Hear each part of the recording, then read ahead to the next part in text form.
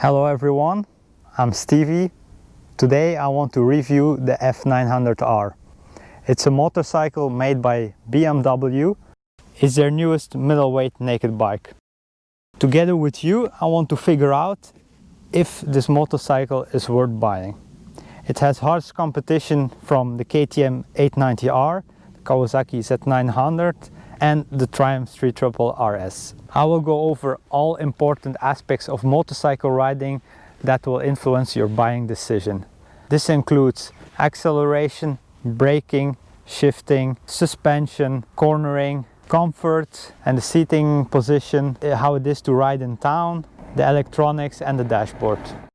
But before we get into it, I want to thank Motos Engelbrecht for borrowing me this motorcycle. They were really friendly and they seem really professional. They explain me all the aspects of the motorcycle that are important, and the shop looks beautiful. So at the end, after seeing this review, if you're interested in this motorcycle and you are in Belgium, go visit them. They will gladly help you. Their website is in the description down below. So let's get into it. This motorcycle has an 895cc engine with inline twin cylinder. The motorcycle accelerates really well. Even at low RPMs you get really good acceleration. BMW claims that from 4500 RPMs you get like 95% of its power and torque. You can really feel it, like in the mid-range it pulls really well. The thing is, it doesn't feel as exciting as like with the KTM bikes. The engine revs up to about 9000 RPMs, which is not super high, but it's decent. The throttle is throttled by wire, so that means you also have different riding modes, which I will explain later on in this review. The throttle response is not 100% instant. There is a slight delay, but it's okay. This motorcycle also has as an option the quick shifter both up and down, and my experience with this quick shifter was really good. Very smooth shifts all the way up.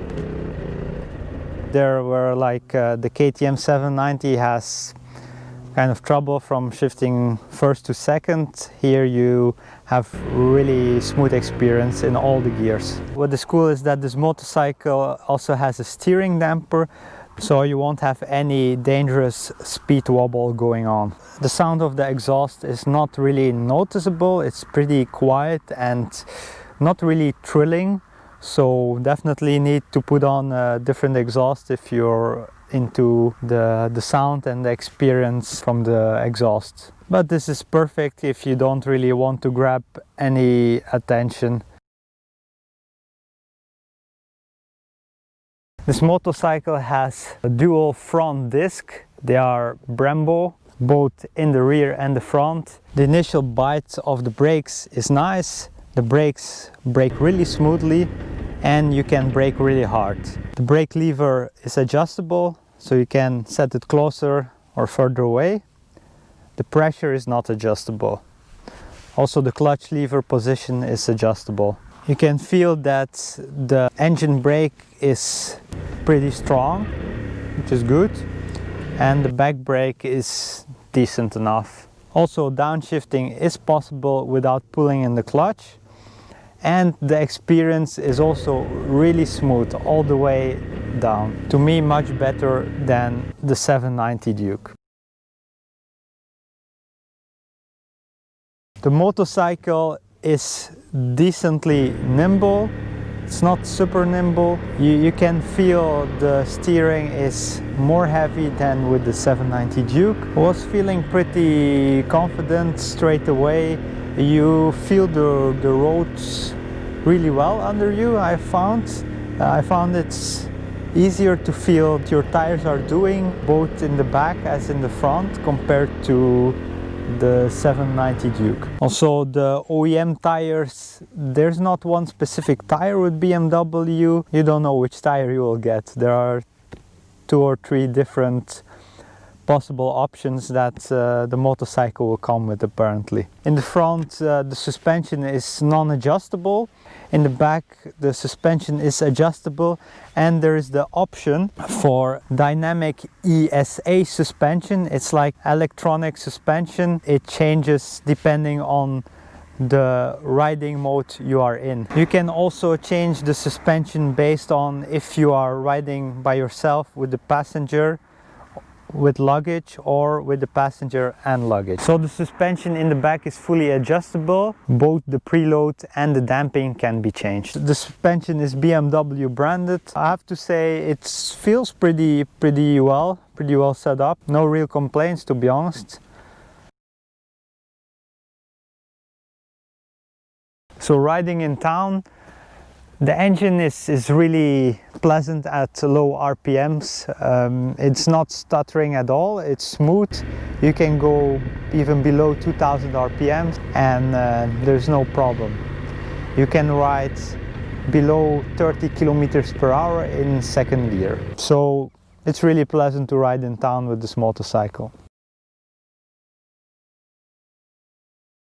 The seating position of the motorcycle is really nice and upright. Position of your feet, it's pretty high, I find. Not super far back, just high. I can easily flat foot the bike, put my feet flat on the ground. This is the higher seat actually. I'm 1.80 m. I have pretty long legs compared to my upper body. No problem. So the riding position pretty upright with a slight lean forward, you know, the commanding position like they say. The legs are well tucked in against the tank. The tank is much wider than with the 790 Duke. So you have to put your legs wider apart, but this makes that you are more against the tank actually. And that's really good. Something I noticed when you want to put the side stand down is that you actually need to first put the foot pack up, and then you can easily reach the side stand because the foot pack is just above the side stand. So what's really nice is that you have a lot of different seating height options. There are like 5 different seating height options, and you can even then adjust the preload so the motorcycle sits lower. So I think the seating height will be no problem at all with this motorcycle. The seat is not super wide, feels pretty comfortable. Didn't ride for a long time, so can't really express my feelings about that. What's nice is that the passenger is sitting on the same height of the rider, so I think that will be more comfortable for the passenger. Also, the exhaust is not next to their leg. Looking at it, it seems like as good as it gets on a naked bike, I would say. So what I also really like is the cruise control option. It's also an upgrade you can take and it works perfectly.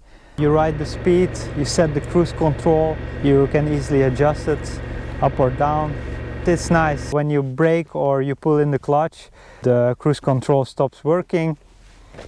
It's amazing, I love it. It works from 30 kilometers per hour and onwards.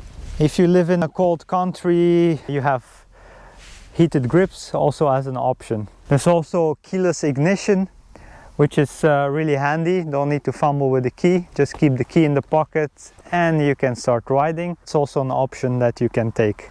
It's not standard.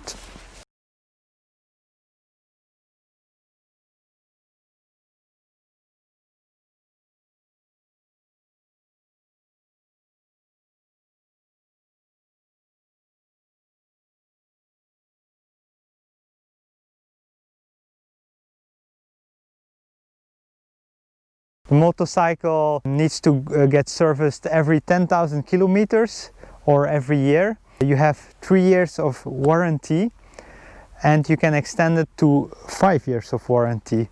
And there's no limitation on kilometers, you just need to bring it in every year to the dealer for service. The fit and finish of the bike is decent. They used a lot of plastics, the tank cover, everything is plastic, on the back plastic. Also, yeah, in the front here, the seat seems decent quality, but what they do have is their TFT color dashboard, 6.5 inch if I'm correct. It's the best in class, it looks amazing, big, everything on it what you want.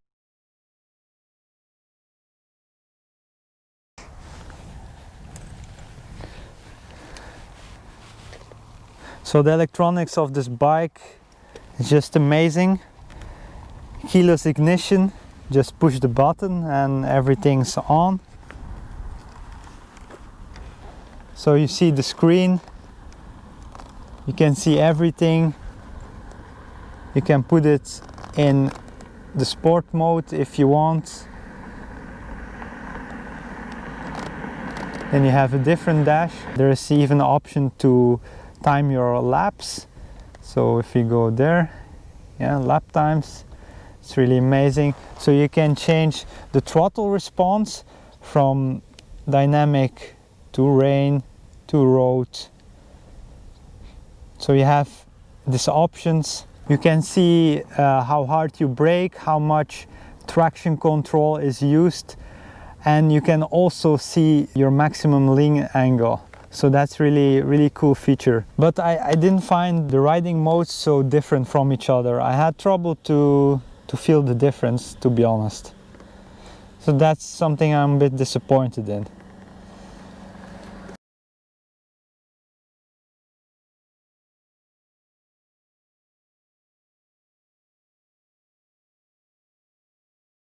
So is it worth buying this motorcycle? That's the question. It is priced really well. It's like 8,800 euros in Belgium. Yeah, that's cheaper than the other naked bikes in this class. It has a lot of options, so the base price is pretty low and you get a really nice motorcycle for it. It runs really smooth. Yeah, you have the power you need. It's not for the person who likes a lot of thrills, a lot of super excitement, and it's not for the person who loves a really nice exhaust note. It's not, but for the person who likes to ride a well-built naked bike and who wants some power, this is a really nice bike. You also have this comfortable position and you can choose whichever options you need. They are available to you. This will also be great for someone who's maybe really tall or really small, because you can really customize the seating height. I think this motorcycle would be really good for someone who needs to commute and who also wants to have some ride with their friends in the weekends. It's I think a great all-round bike for someone with a budget. Yeah.